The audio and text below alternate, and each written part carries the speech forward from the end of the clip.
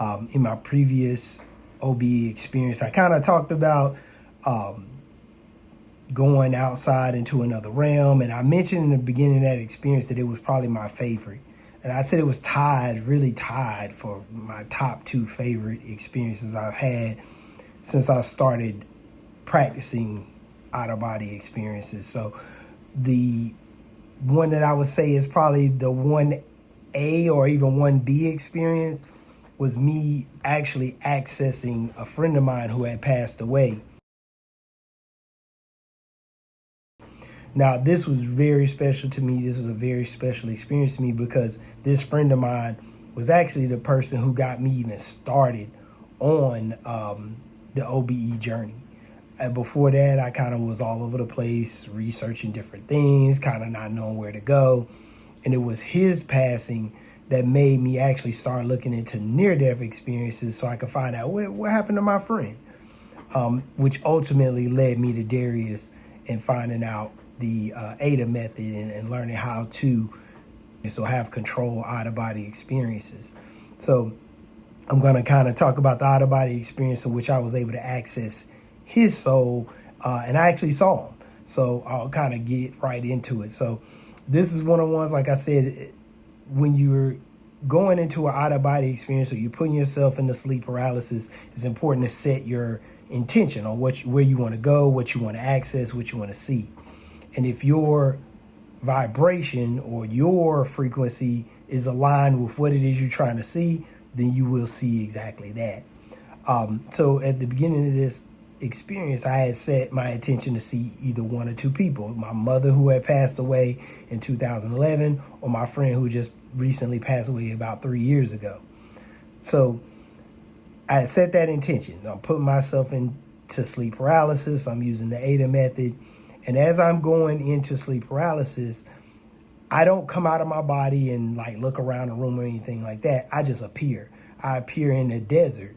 So I'm in a desert surroundings. And in the middle of this desert, there is a convenience store that looks similar to this. And that was kind of odd because I'm like, why is there a convenience store in the middle of the desert? Like, there's nothing else around, just this convenience store. So I walk into the convenience store, and right in the door slide open like this. And as the door slide open, I'm walking into the convenience store, and right there in front of me is my friend. And he's standing there, he's smiling. And I'm like, this is weird, but it wasn't scary or uncomfortable. It was more like a spirit of calm had come over my body. So I walked up to him, and I'm in real tears, like I'm sobbing because this is my best friend and he's the whole reason I'm even on this journey. So we embrace, I give him a big hug, and then we hug for probably like a minute or so. And as he's hugging me, this overwhelming spirit of peace and calm comes over me, as though he is saying, everything is okay, I'm okay. And I just felt this overwhelming peace to come over my body. And I'm literally floating as this is happening. This is how I know I'm in soul form, because I'm not walking. I'm levitating towards him and levitating even around the room. So I give him a hug. The interesting thing is he doesn't say anything to me. He just hugs me, gives me this great embrace. Like I said, this feeling of calm and peace just comes over me, knowing that he's okay. And then we let go of each other, and he just calmly walks past me and walks out of the convenience store, walks right out the front door. And I don't turn around to look. I feel like at this point I got what I needed. I got the peace that I needed. I got the answer that I needed as far as him and what happened to him after leaving this realm. And then I just begin to walk around the convenience store. So I'm walking around the convenience store. I'm seeing different things. Like, it looked like a literal convenience store. You can see chips and nuts and food and drinks in the background and stuff. And I walk around, and there are people in the convenience store as well. And I look around, and there's people that I don't readily recognize. And then all of a sudden, I wake up. And then I wake up in my body. The craziest part about the experience is, like I said, just overwhelming feeling of calm. But when I woke up, I had tears coming out my eyes. So this is how I knew these are real emotions that I was feeling on the other side. And what that told me is that when you go on the other side, you are exactly who you are here.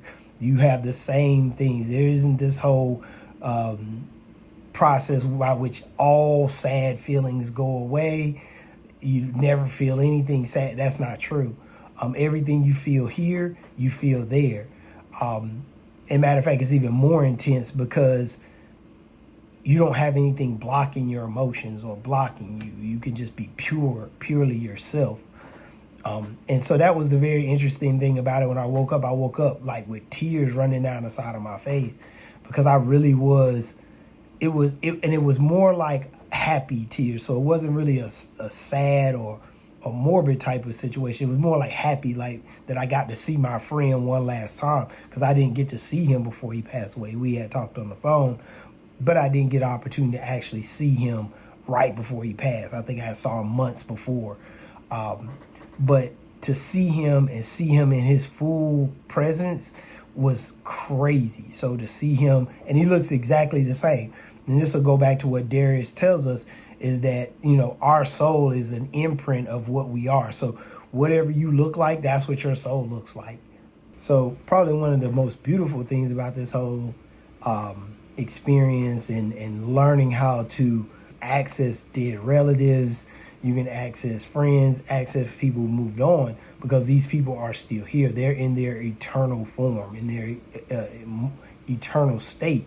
We are the ones that are in a mortal state. They are in an eternal state. So they're here. They're here. They're everywhere. They can go wherever they want. Once they leave the construct totally after death, I'm not sure how that works as far as if they can come back and visit you or not, but they are here. And I've had other experiences. My sister had an experience where she accessed my mother, and it was in real time, and she was actually awake, and she could hear her voice. So with that being said, I believe the people, once they move on from here, they still are able to access a lot of things. And I'm still accessing those things as well and learning more about that. My next goal is to access my mother and be able to speak with her and get more information from her and speak with her. So I'll obviously keep you guys posted on that.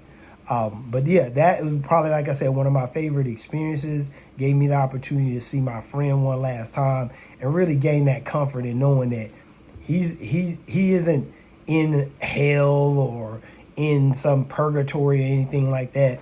He is actually in his immortal, eternal state, and he's able to do anything he wants. And what that showed me was that's the same thing that can happen for me once that I've left my flesh suit and moved on to the next phase. But I definitely want to share that with you guys. I'm glad you guys were able to hear this one, because again, this was probably one of my favorite OB experiences. Thank you so much. Peace and blessings.